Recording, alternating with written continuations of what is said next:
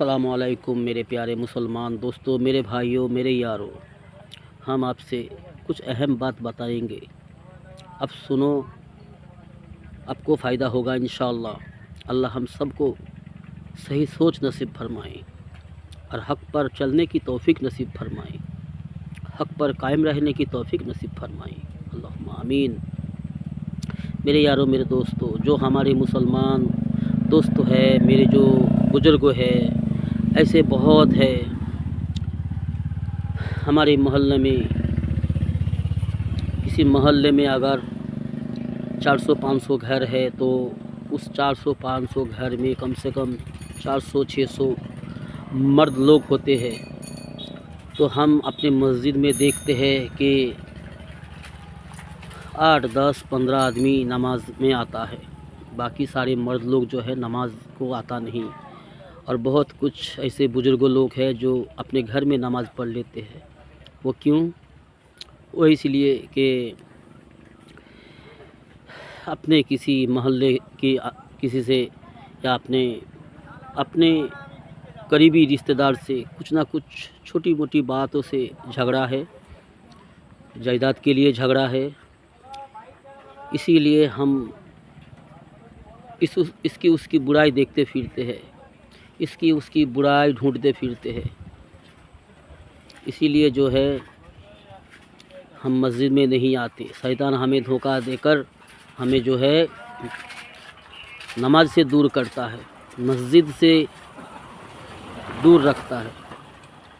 مردوں کے لیے مسجد میں آ کر نماز پڑھنا اللہ کا حکم ہے، گھر پر نماز پڑھنا عورت کے لیے حکم ہے۔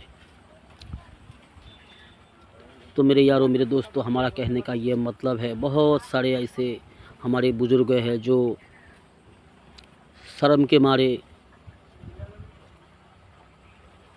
50-60 سال عمر ہو گیا، جوانی میں مسجد میں نہیں آئے تو شرم آتا ہے مسجد میں آنے میں۔ دوست لوگ کیا کہیں گے، وہ کیا کہیں گے، یہ کیا کہیں گے، اس طرح سوچتے ہیں۔ شیطان اسے بھڑکاتا ہے، شیطان اسے دھوکے میں ڈالتا ہے، پھر مسجد سے دور کرتا ہے، پھر نماز سے بھی دور کرتا ہے، پھر اللہ سے دور کر کے اسے جو ہے اس کا خاتمہ بل برباد کر دیتے ہیں، ہلاک کر دیتے ہیں۔ تو بہت سارے ایسے ہیں جو شرم کی وجہ سے مسجد میں نہیں آتے، اور بہت سے ایسے ہیں جو اپنے آس پاس کے رشتہ داروں کے ساتھ کچھ نہ کچھ انبن ہے، کسی سے کچھ ہوا ہے کبھی نہ کبھی، کسی نہ کسی وجہ سے۔ اکثر جو دیکھا جاتا ہے جائیداد کے بارے میں جو ہے بھائی بھائی میں یا اپنے آس پاس کے رہنے والوں میں جھگڑا ہو جاتی ہے، تو چھوٹی سی بات ہے میرے یاروں۔ اس چھوٹے موٹے بات کے لیے ہم کیا کرتے ہیں، مسجد میں ہمارے جو بزرگ لوگ ہیں آتے نہیں ہیں، نماز میں نہیں آتے۔ تو ایسا نہ کرو میرے دوستوں، میرے یاروں، میرے بزرگوں۔ اللہ کے لیے معاف کرنا سیکھو، اللہ کے لیے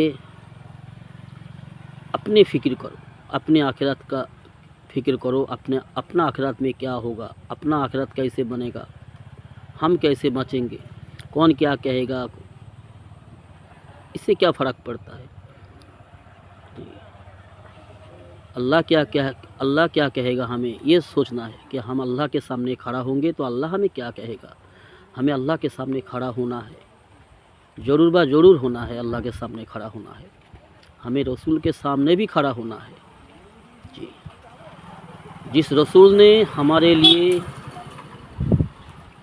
23 سال محنت کی، خون بہایا، اور اللہ کے سامنے گڑ گڑا رہا ہے، یا امتی کہہ رہا ہے، اور ہم امت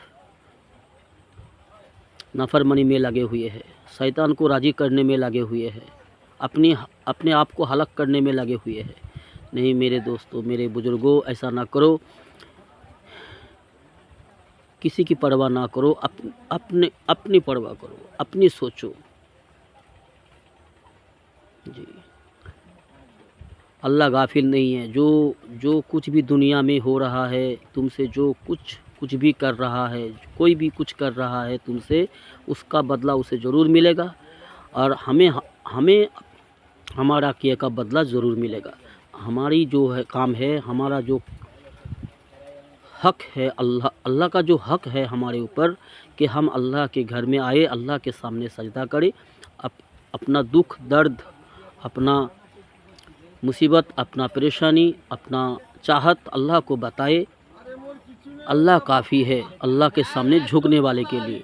جو اللہ کے سامنے جھک کر، اللہ کے سامنے گڑ گڑا کر اللہ سے اپنا چاہت پیش کرے گا، اپنا ضرورت پیش کرے گا، تو اللہ ضرور ضرور اللہ فرما بردارے کے ساتھ ہے، سجدہ کرنے والے کے ساتھ اللہ ہے۔ اللہ بڑا معاف کرنے والا ہے، اللہ معاف کر کے بندہ کو خوش ہوتا ہے، لیکن ہم معافی مانگے تب نہ، ہم جھکنے والا بنے، معافی مانگنے والا بنے، اللہ سے معافی طلب کرے، اللہ بڑے خوش ہو کر معاف کر دیتا ہے۔ تو میرے یاروں، میرے دوستوں، میرے بزرگوں، اپنے آپ کی نقصان نہ کرو، اپنی قبر کی تیاری کرو۔ قبر میں 3 سوال ہوگا، قیامت کے میدان میں 5 سوال ہوگا۔ یہ ساری باتیں جو ہے ہمیں سوچنا چاہیے، خیال میں لانا چاہیے، اس کی ہمیں تیاری کرنا چاہیے، تاکہ ہم کامیاب ہو سکے آخرت میں۔ دیکھو یارو، دنیا کی زندگی گزر رہی ہے، گزر جائے گی۔ جس نے دنیا میں آ گیا ہے اس کو ایک دن مر جانا ہے۔ تو ہمارا مقصد یہ ہونا چاہیے کہ ہم اللہ کو راضی کر کے دنیا سے جائیں، اللہ کو ناراض کر کے دنیا سے نہ جائے میرے دوستوں۔ شیطان کو راضی کر کے، اللہ کو ناراض کر کے اگر ہم دنیا سے جائیں گے، پھر ہمیں ہلاک سے کوئی نہیں بچا سکتا، کوئی نہیں بچا سکتا۔ دنیا میں اپنا کوئی نہیں ہے میرے یارو۔ یہ سارے جو رشتے ناتے ہوتے ہیں نا، یہ تو بس امتحان ہے۔ ہاں، اس کا حق ہے، حقوق کے بعد جو ہے وہ ہے، اس کا بھی خیال کرنا چاہیے، اور حقوق اللہ جو ہے، اللہ کا جو حق ہے ہم پر، اس کا بھی خیال کرنا چاہیے۔ اللہ رب العالمین ہمیں دنیا میں بھیجا تاکہ ہم اللہ کی غلامی کریں، رسول کی اطاعت کریں۔ اس میں اگر کوئی کمی کوتاہی ہوتی ہے، اس میں اگر کوئی ہمیں غلطی ہو جاتی ہے، تو ہم اللہ کے سامنے گڑ گڑا کر اللہ سے توبہ کریں گے، اللہ سے معافی مانگیں گے، تو اللہ غفور الرحیم معاف کر دیں گے انشاءاللہ۔ اور بندہ کا حق، کوشش میں لگے رہو بندہ کا حق ادا کرنے کے لیے۔ جھوٹ مت بولو، کسی سے اگر قرض لیے ہو، کسی کا اگر پیسہ کھا لیے ہو، اس کا دے دو جی۔ قرض ادا کرنا ہے، جھوٹ نہیں بولنا ہے، اور حلال کمانا ہے، حرام مت کماؤ۔ حلال میں چین ہے، سکون ہے، حرام میں پریشانی ہے، بے چینی ہے۔ یہ بات حق ہے میرے یارو۔ جس نے اللہ سے دل لگایا، جس نے اللہ کی رسول کے ساتھ وفا کیا، اس کا دل میں ضرور سکون ہوتی ہے، چین ہوتی ہے۔ اللہ کا جھکنے والا بندہ کا دل کبھی بے قرار نہیں ہوتا۔